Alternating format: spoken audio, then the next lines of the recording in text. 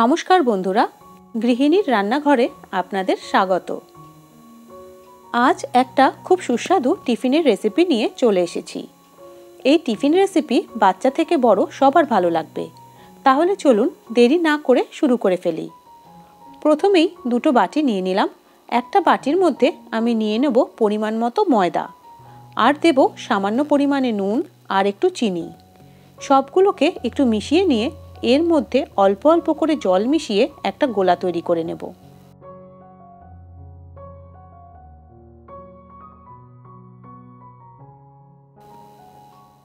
এখন এর মধ্যে একটা ডিম ফাটিয়ে দিয়ে দেব, আর চামচ দিয়ে খুব ভালো করে ডিমটাকে পুরো গোলার সঙ্গে মিশিয়ে নেব। লক্ষ্য রাখতে হবে যাতে একটুও ময়দার কোনো শক্ত দানা না থাকে। পালং শাক ভালো করে ধুয়ে মিক্সিতে ঘুরিয়ে পেস্ট বানিয়ে নিয়েছি। এখন একটা বাটি নিয়ে তার মধ্যে নিয়ে নেব বেশ কিছুটা পালং শাকের বাটা।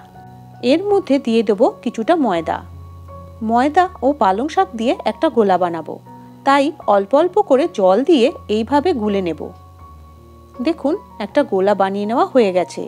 এবার এর মধ্যেও একটা ডিম ফাটিয়ে দিয়ে দেব। ঠিক যেরকম আগেরটায় করেছিলাম সেরকমভাবেই ডিমটাকে ভালো করে চামচ দিয়ে পুরোটার সঙ্গে মিশিয়ে নেব, আর সামান্য চিনি আর নুনও দিয়ে দেব।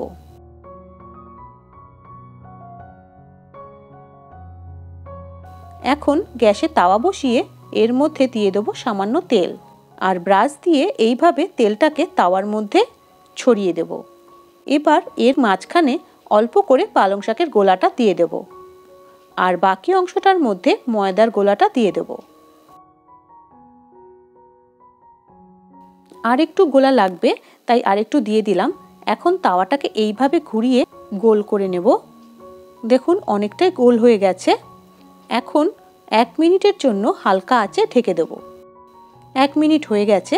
ঢাকনা নামিয়ে উল্টে দেব, আর আরেকবার হালকা আঁচে 1 থেকে 1.5 মিনিটের জন্য ঢেকে দেব। 1 থেকে 1.5 মিনিট হয়ে গেছে। এবার উল্টে দেব, আর খুন্তি দিয়ে এইভাবে চেপে চেপে আর একটু ভেজে নেব। হয়ে গেছে, এখন নামিয়ে নেব। আরও কয়েকটা অন্যরকম ডিজাইনেরও বানিয়ে দেখিয়ে দিচ্ছি। এবার আর তেল দিতে হবে না। ব্রাশের মধ্যে যেটুকুনি তেল লেগে আছে ওটা দিয়েই আমি বারবার করে ঘুরিয়ে নিয়ে করে নেব, এতেই হয়ে যাবে। আপনাদের কাছে যদি ব্রাশ না থাকে তাহলে আপনারা কোনো সুতির কাপড় অথবা বেগুনের বোটা কেটে নিয়ে সেই বোটাটা দিয়ে ব্রাশের মতো মুছে নিতে পারেন, তাহলেও কিন্তু ভালোই হবে। যেহেতু এটা তেল অত্যন্ত কম, তাই ক্ষতি করবে না। আর যদি ময়দা দিতে না চান তাহলে আটা দিয়েও এটা করতে পারেন। বাচ্চারা অনেক সময় খেতে চায় না, বায়না করে।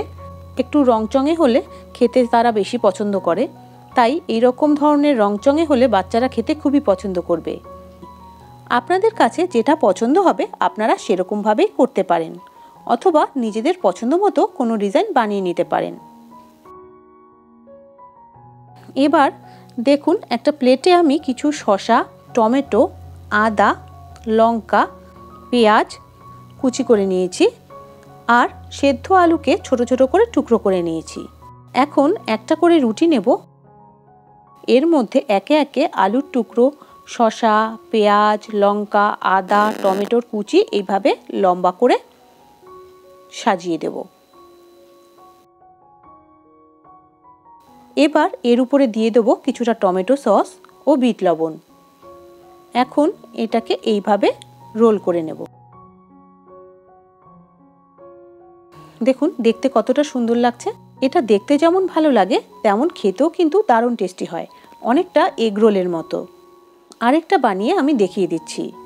এটা আপনারা অফিস বা স্কুলের টিফিনেও বানিয়ে দিতে পারেন। একবার এইভাবে বাড়িতে বানিয়ে দেখুন। বাচ্চাদের খাওয়ার জন্য আপনাদের কিছু বলতে হবে না, দেখলেই ওরা চেয়ে চেয়ে খাবে, আর বড়রাও থেমে থাকবে না, একবার খেলে বারবার খেতে চাইবে। তাহলে বন্ধুরা, রেসিপিটি ভালো লাগলে ভিডিওটিতে একটা লাইক দেওয়ার আর চ্যানেলটি সাবস্ক্রাইব করে পাশে থাকার অনুরোধ রইল। সবাই ভালো থাকবেন। ধন্যবাদ।